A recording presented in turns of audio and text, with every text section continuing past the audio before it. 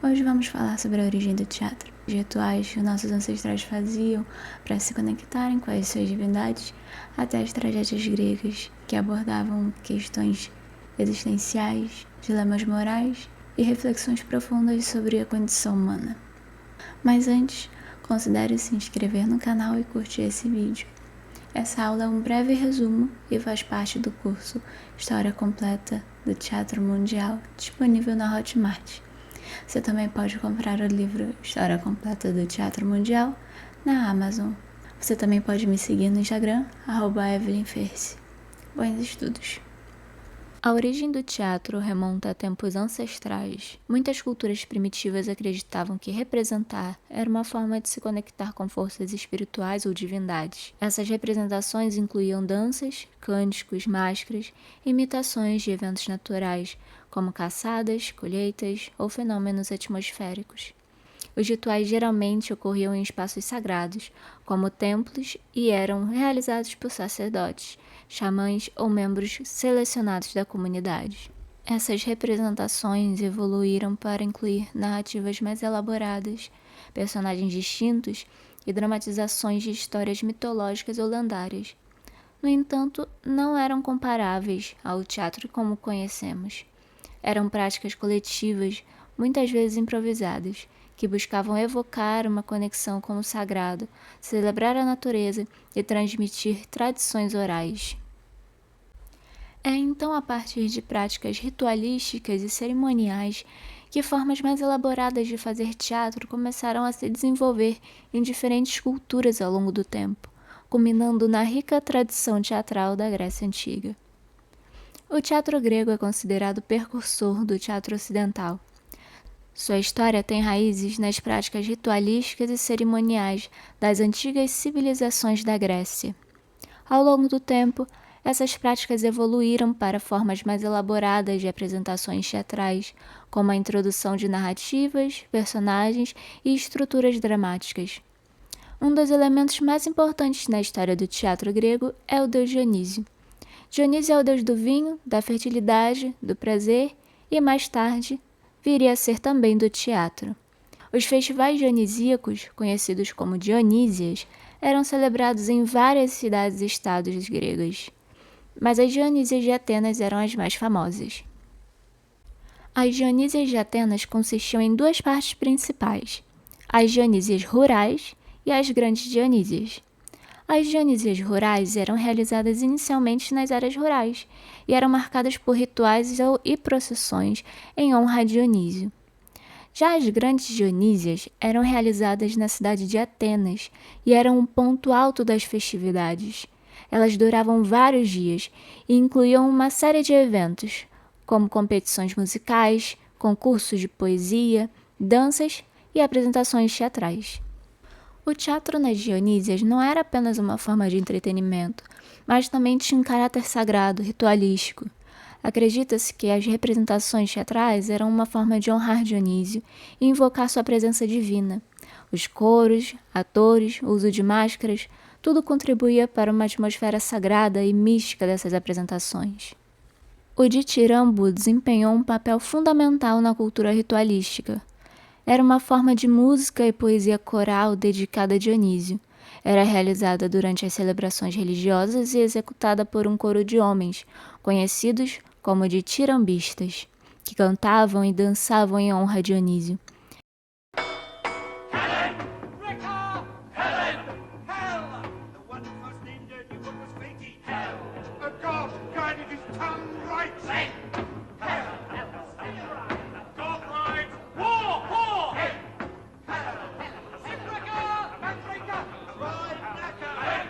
Os ditirambistas eram liderados por um líder de coro, chamado de corifeus. As performances narravam os mitos e lendas associados a Dionísio. As apresentações eram realizadas em locais sagrados, como templos ou ao ar livre, em espaços dedicados ao deus.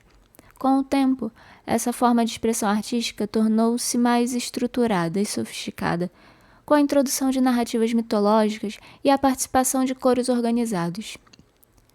Um dia, um querido teve a ideia de se separar do coro e representar um personagem específico.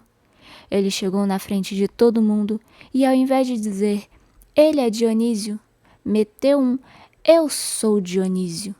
Geral ficou de cara. O maluco meteu essa mesmo? Esse querido é Tespes, o primeiro ator do mundo. Priam's sons paid for it an eye, or more like 10,000 eyes for each one. A coisa pode não ter acontecido exatamente assim, mas Tespes, poeta e músico grego, desempenhou um papel crucial na evolução do drama satírico da Grécia Antiga. Ele é considerado o primeiro indivíduo a introduzir um elemento individualizado e inovador no teatro, dando origem ao conceito de ator. Ele criou o que ficou conhecido como protagonista, do grego protos, que significa primeiro, que era o personagem principal da peça e tinha falas individuais. Essa inovação foi um marco significativo no desenvolvimento do teatro grego, pois permitiu a introdução do diálogo e a representação dramática de histórias e personagens. Como protagonista, Tespes começou a encenar apresentações solo, nas quais ele assumia um papel principal e interagia com o coro. Tespes é acreditado como o inventor da tragédia, uma forma dramática que abordava temas sérios e complexos, muitas vezes baseados em mitos e lendas. As apresentações trágicas exploravam a condição humana e eram realizadas nos festivais. Ele também é associado à criação do drama satírico, peças cômicas e irônicas que satirizavam os mitos e personagens da mitologia grega. No período do século de ouro em Atenas, o teatro já era uma forma de entretenimento e desempenhava uma função importante na sociedade. As peças eram apresentadas em grandes anfiteatros e eram acessíveis a todos os cidadãos, independentemente de sua classe social. O público incluía homens, mulheres e até mesmo escravos, como uma forma de unir a comunidade grega, permitindo que os cidadãos compartilhassem experiências coletivas e refletissem sobre questões sociais, políticas e morais.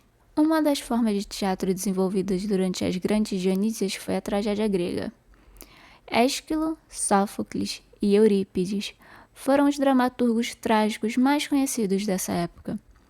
As peças se baseavam em mitos ou eventos históricos, explorando temas como o destino, a moralidade, a vaidade, o conflito entre os deuses e os mortais, o sofrimento e a punição divina. Like mother, like daughter, may last night's good news give birth this dawn light to a day like her mother. What I've got to tell you is beyond all you've hoped for. The Greek armies have taken the city of Priam. Já os escritores de comédia mais famosos foram Aristófanes e Menandro.